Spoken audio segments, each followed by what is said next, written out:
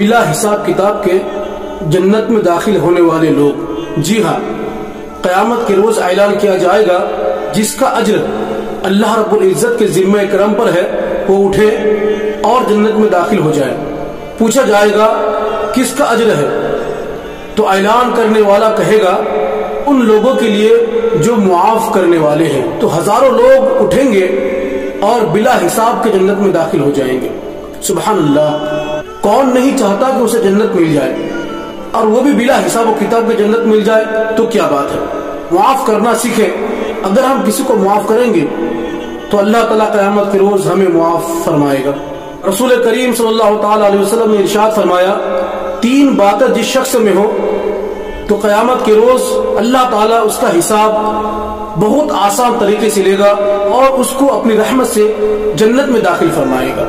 صحابہ کرام نے پوچھا، یا رسول اللہ صلی اللہ تعالیٰ علیہ وسلم وہ کون سی باتیں ہیں؟ تو نبی کریم صلی اللہ تعالیٰ علیہ وسلم نے ارشاد فرمایا، جو تمہیں محروم کرے تم اسے عطا کرو، جو تم سے تعلق توڑے تم اس سے تعلق جوڑو، جو تم پر ظلم کرے تم اسے معاف کر دو۔ حضرات، معاف کرنے کے تعلق سے میں آج آپ کو ایک ایسا واقعہ سنانے والا ہوں کہ اس سے پہلے ایسا واقعہ نہ کبھی آیا ہے اور نہ ہی قیامت تک آ سکتا ہے، کیونکہ جو معاف کرنے والے ہیں ان کے جیسا نہ کوئی آیا ہے اور نہ ہی قیامت تک کوئی آ سکتا ہے۔ میں بات کر رہا ہوں رحمت دو عالم نور مجسم صلی اللہ تعالی علیہ وسلم کی، اور وہ واقعہ فتح مکہ کا ہے۔ جس دن مکہ فتح ہوا تو اس دن تاجدار دو عالم نے شہنشاہ اسلام کی حیثیت سے سب سے پہلے دربار عام منعقد فرمایا، جس میں مجاہدان اسلام کے ساتھ ساتھ ہزاروں دشمنان اسلام کا بھی ہجوم تھا۔ سرداران قریش سر جھکائے، نظر نیچی کیے، لرزہ و ترسا کھڑے تھے۔ ان ظالموں اور جفاکاروں میں وہ لوگ بھی تھے جنہوں نے مسلمانوں پر انتہائی ظلم و تشدد کیا تھا۔ حضرت بلال، حضرت صہیب، حضرت عمار، حضرت خباب، حضرت خبیب، حضرت زید رضی اللہ تعالی علیہ اجمعین، ان تمام صحابہ کرام کو کوڑے مار مار کر جلتی ہوئی ریتوں پر لیٹا دیا تھا، کسی کو آگ کے دہکتے ہوئے کوئلوں پر سلا دیا تھا، تو کسی کو چٹائیوں میں لپیٹ لپیٹ کر ناکوں میں دھوئے دیے تھے۔ اور ان کی غلطی صرف اتنی تھی کہ وہ مسلمان تھے، ایک اللہ کی عبادت کرنے والے تھے۔ حضور کے چچا حضرت امیر حمزہ رضی اللہ تعالیٰ عنہ کے قاتل، ان کی ناک و کان کاٹنے والے، ان کے کلیجے کو چبانے والے ظالم بھی رسیوں میں جکڑے ہوئے تھے۔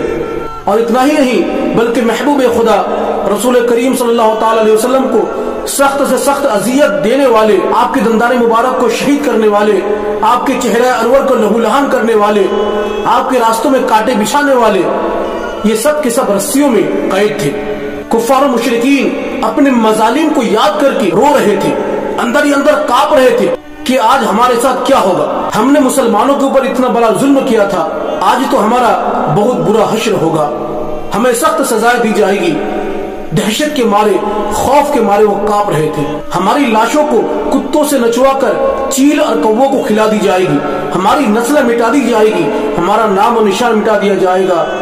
دہشت اور خوف کے مارے ان کے بدن کی بوٹی بوٹی پھڑک رہی تھی، دل دھڑک رہے تھے، کلیجے منہ میں آ گئے تھے کہ اچانک شہنشاہ مدینہ صلی اللہ تعالی علیہ وسلم کی نگاہ رحمت ان کی طرف متوجہ ہوتی ہے اور آپ فرماتے ہیں کہ بولو، تم کو کچھ معلوم ہے کہ میں آج تم سے کیا معاملہ کرنے والا ہوں؟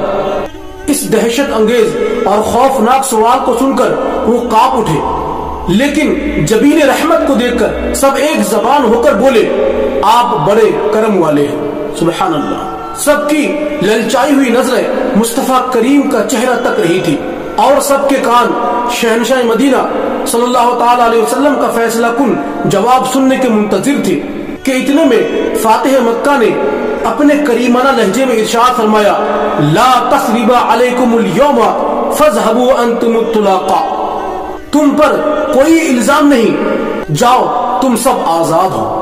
بالکل غیر متوقع طور پر اچانک فرمان مصطفیٰ کو سن کر سب کی آنکھیں اشکبار ہو گئی اور ان کی زبانوں پر کلمہ طیبہ لا الہ الا اللہ محمد رسول اللہ جاری ہو گئے۔